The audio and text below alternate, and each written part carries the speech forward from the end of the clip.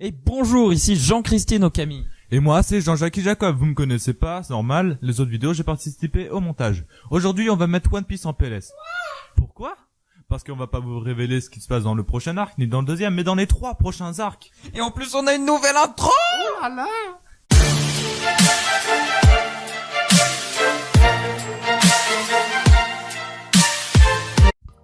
Du coup, avant toute chose, ceux qui ne connaissent pas la théorie sur le parallélisme, il faut que vous alliez voir cette vidéo. Je vous la mets en description tout de suite, enfin en lien tout de suite, parce que sinon vous ne serez pas d'accord avec moi, vous n'allez pas comprendre ce que je vais dire, ça va pas être très intéressant pour vous. Pour les autres, je la rappelle en 2 mots, tout ce qui s'est passé avant l'ellipse est en train de se repasser dans le même ordre.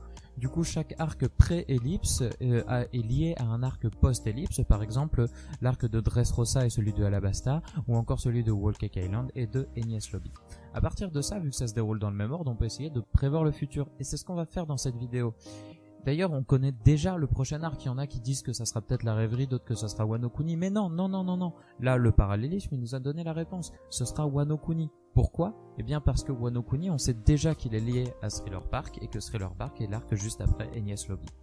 Donc, alors pourquoi c'est lié quand même? On va faire un petit point là-dessus. La première fois qu'on entend parler de Wano Kuni, c'est sur Thriller Bark, c'est un petit foreshadow de Oda. Il y avait un espèce d'alcoolique mais qui avait été shogun aussi, bon, c'est une histoire d'âme et de corps un petit peu bizarre. Et voilà, s'il avait été shogun de Wano Kuni. En plus, c'était un arc qui tournait vraiment autour des sabres, qui tournait aussi autour de Zoro, sûrement comme Wano Kuni, en tout cas, c'est déjà les choses qu'on sait dessus. On va pas trop s'attarder sur cette partie-là parce que j'ai pas grand-chose d'autre à vous dire ici. Faudrait faire une vidéo entière consacrée au sujet. Nous, on va plutôt s'intéresser à ce qui se passe après. Et l'arc d'après Thriller Bark, c'est l'arc de la guerre au sommet, qui comprend les 3 arcs de Sabaody, Impel Down et bien sûr Marineford. Alors ici, on va le lier à la rêverie. La rêverie, je vous rappelle en 2 mots ce que c'est. En gros, c'est une énorme réunion avec tous les souverains du monde de One Piece, tous les souverains en tout cas qui sont soumis au gouvernement mondial. Par exemple, Vivi va y prendre part puisqu'elle a juré allégeance au gouvernement mondial. On a assez peu d'informations sur cette réunion, si ce n'est que c'est une réunion énorme où des décisions de ouf sont prises. Les seules informations qu'on a, c'était Vivi qui nous les avait données puisqu'elle avait assisté lorsqu'elle était toute petite à une rêverie et elle en avait parlé à Luffy. Nous, on sait qu'il va y avoir cet événement qui arrive bientôt, on a vu Vivi qui s'y rendait, mais on sait aussi qu'il y a une autre personne qui va y participer, et cette personne, c'est Dragon. Alors évidemment, lui, il n'est pas invité, mais je vous fais défiler les scans en même temps.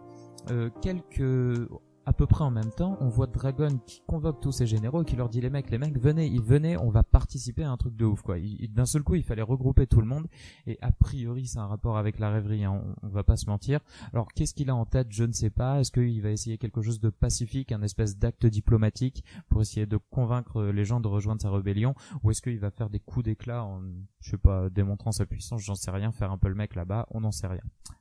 Alors, quelle est notre tâche? À quel moment on va mettre One Piece en PLS? Eh ben nous, on va essayer d'analyser, on va se convaincre que ces arcs se ressemblent, on va regarder les points communs, et ensuite on va essayer de deviner ce qui va se passer à la fin, dans cet arc. Alors, dans les éléments qui se ressemblent énormément, on a évidemment le personnage principal, la victime de l'arc, qui était Ace à Marineford, enfin plutôt l'arc de la guerre au sommet. Toute la course, Luffy essaye de sauver Ace qui s'est fait capturer. Et là, on a Sabo, bien sûr. Alors, le premier point commun qui saute aux yeux, ce sont les frères de Luffy. Le deuxième point commun, au niveau du parallélisme, Oda, il a mis un point d'honneur à respecter à peu près leur apparition. C'est-à-dire que Ace, on le voyait une seule fois avant Marineford, enfin Luffy le voyait une seule fois, et c'était à Alabasta. Alabasta, on a déjà dit que c'était l'arc qui était relié à Dressrosa, arc où on voit pour la première fois Sabo, et oui, ça se rejoint à ce niveau-là. Troisième correspondance, et pas des moindres, le fruit du démon. Sabo a récupéré le fruit du démon de Ace, donc exactement le même, et ils sont reliés à cet endroit-là. On se rappelle que c'est un fruit du démon qui avait aussi une grande importance puisque c'est lui qui a causé la perte de Ace, dans le sens où Akainu était le counter naturel de son fruit, et donc peut-être que s'il avait eu un autre fruit, il n'aurait pas été mortellement touché. On va sans plus tarder passer au point juste après, on reviendra à ça tout à l'heure, Dragon et Barbe Blanche. Et oui, là on peut établir un lien clair entre les deux. Barbe Blanche, c'était l'incarnation de la révolte contre la marine, contre le gouvernement mondial sur le plan maritime. Et Dragon, il a ce même statut, il a ce statut de représentant de la révolte contre le gouvernement mondial sur un plan terrestre cette fois. Barbe Blanche, il représentait une époque. Barbe Blanche, c'était pas juste un Yonkou parmi les autres. Vous voyez, c'était pas, je sais pas moi, comme Big Mom. C'était le Yonkou. C'était celui qui assurait la sécurité sur tous les océans, c'était le point d'équilibre de tout ça. Il empêchait les Yonkou de se battre, il empêchait les Yonkou d'attaquer le gouvernement mondial et il défendait les pirates lorsque le gouvernement mondial attaquait. Ça a été la fin d'une époque quand il est mort. C'était pas juste un pote de Luffy ou un mec puissant qui mourait. C'était un truc de dingue au niveau symbolique. Et Dragon, c'est la même chose. Dragon, c'est l'homme le plus recherché au monde, l'homme le plus dangereux au monde, tout comme Barbe Blanche était l'homme le plus fort au monde. Dragon, il incarne toute la révolte du monde et d'un point de vue symbolique, c'est vraiment extrêmement fort.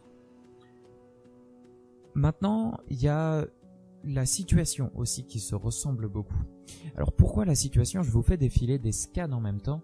On se rappelle un petit peu ce qui s'était passé dans l'arc de la guerre au sommet. C'était tout simplement Barbe Noire qui s'était révolté puis qui avait capturé Ace, et toute la course c'est Luffy qui essaye de délivrer Ace et qui n'y arrive pas. Et ici le problème, alors est-ce que Sabo est fait prisonnier par Barbe Noire? On peut pas donner une réponse catégorique, mais il y a une chose qui est vraiment très troublante, et j'ai repris les scans, j'avais un petit peu oublié qu'il s'était passé tout ça, du moins j'avais pas aussi bien compris.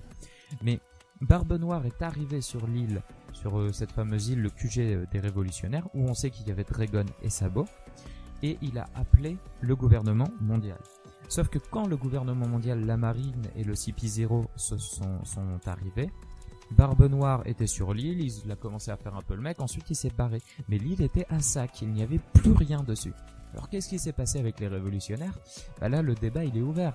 Est-ce que Dragon il est vivant? Est-ce que Dragon a été fait prisonnier? Et même question pour Sabo. D'un point de vue personnel, je pense pas que Dragon ait été fait prisonnier ou soit mort, parce que ça serait, on nous l'a trop teasé pour qu'il serve à rien comme ça. Mais par contre Sabo, c'est pas impossible, et d'un point de vue du parallélisme, ça respecte parfaitement. Dernière situation qui se ressemble, c'est le besoin d'une ellipse. Et oui, avant l'ellipse, on avait un Luffy qui commençait à devenir trop faible. Thriller Bark, ça a été à Thriller Bark, il y a eu le dernier ennemi qu'il a battu, et encore c'était vraiment juste. En fait, il se serait fait tuer si Zoro n'était pas intervenu. Après ça, il a eu que des défaites. Enfin, Impel Down c'était mitigé, mais bref, dans l'ensemble, il n'était pas au niveau. Et là, on a la même chose, le besoin d'une ellipse. Et oui, Luffy n'est plus assez fort.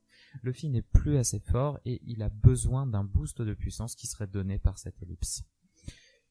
Maintenant, qu'est-ce que ça implique tout ça? Eh ben, si on applique la théorie de manière bête et méchante, on se retrouve avec quelque chose d'extrêmement triste. On se retrouve avec une situation, exactement la même chose qu'à Marineford.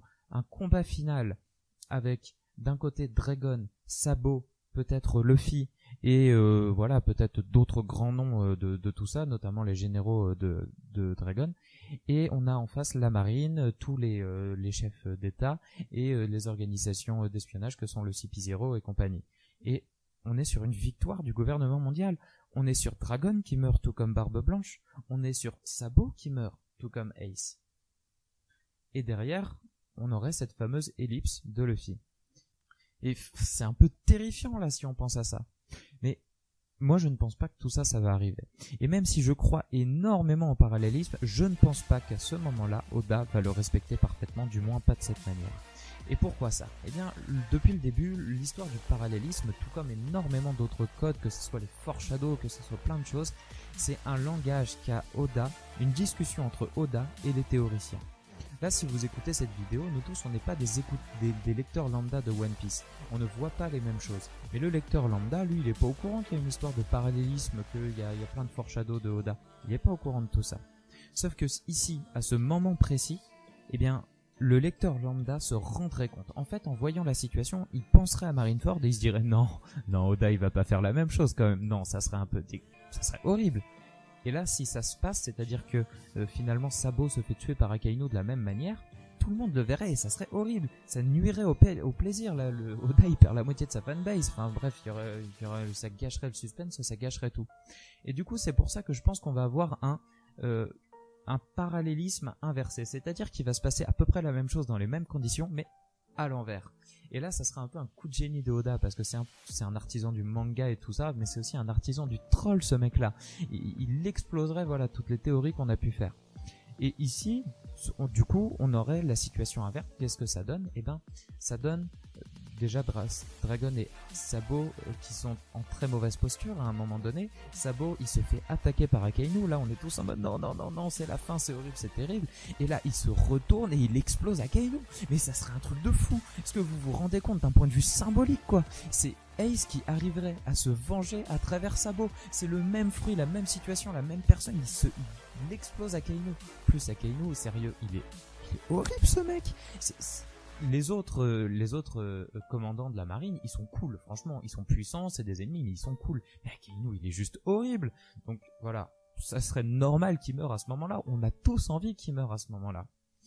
Je vais vous faire penser à un petit truc, mais est-ce que vous vous rappelez de qui a mis fin au combat sur Marineford? Bah, c'est Shanks. Et qu'est-ce qui s'était passé? Il avait bloqué Kaido en mer, parce que Kaido voulait arriver, mettre un sgull monumental, bah oui, parce que c'est Kaido et qu'on aime le sgull, et il l'avait bloqué, et ensuite, lui, il était arrivé, il avait stoppé le combat. Mais si on est sur un parallélisme inversé, ça veut dire quoi? Mais ça veut dire que cette fois, c'est Kaido qui se pointe. Et si c'est Kaido qui se pointe, est-ce que vous voyez le combat de dingue avec Kaido qui est là? Le mec, il a aucune revendication. Son seul but, c'est tout détruire, tout exploser, et qu'il y ait le chaos partout. Bref, ça donnerait une situation vraiment très drôle et extraordinaire. Oda nous a promis un arc qui éclipserait les batailles de Marineford, et là je crois qu'on le tient, on tient cet arc, ça sera lui, il n'y a aucun doute. Il convient quand même de nuancer un tout petit peu tout ce que je vous ai dit, je suis désolé de vous dire ça, mais il manque toujours l'ellipse. Il faut une ellipse, ça on le sait. D'ailleurs au passage, l'ellipse, a priori, ça pour respecter un petit peu la continuité, ça serait avec Scopper Gaban, le numéro 3 de l'équipe de Goldie Roger, ça serait a priori logique. Alors bon, les boosts de puissance de Luffy, il y a plein de vidéos qui en parlent, on en reparlera peut-être. Mais il faut quelque chose de triste, il faut un élément déclencheur. La mort de Ace, c'en était un. Là, il en faut un, alors qu'est-ce que ça va être, la chose triste? Ben, je sais pas. Peut-être la mort de Dragon. Ça pourrait être un minimum logique, puisque Dragon, il a été utile par le passé, mais finalement, son but de renverser le gouvernement mondial, on voit plutôt Luffy qui le fait. Bref. Honnêtement, j'avance rien là, mais ça serait possible, ça serait pas complètement incohérent qu'il meure à cet endroit-là, tout comme Barbe Blanche était mort. Bref, on n'a aucune preuve là-dessus. On va finir sur une note un tout petit peu plus positive. Je peux d'ores et déjà vous donner l'arc qui va arriver juste après l'ellipse. Parce que après la précédente ellipse, on avait eu l'arc des hommes poissons qui était une race à part et s'était teasé depuis vachement longtemps. Et même si je pense pas qu'on va repartir sur un cycle de parallélisme entier, là je pense que le prochain arc, l'arc d'après le parallélisme, ça sera l'île des géants. Et oui, on nous en parle depuis longtemps. Et si c'est un arc test de puissance, c'est-à-dire qu'on voit Luffy et tout qui survolent un peu le truc, il n'y a aucun vrai ennemi pour eux, vous imaginez le game? Vous imaginez sérieusement? Parce que les géants, c'est les seuls qui arrivent à lutter contre le gouvernement mondial aujourd'hui. La seule île entière. Si Luffy et ses Nakama sont beaucoup plus forts, vous imaginez le truc? Ça veut dire qu'ils sont largement prêts pour affronter tout ce qui peut se passer dans One Piece. J'ai vraiment hâte d'être dans un an. Je vous laisse. Salut.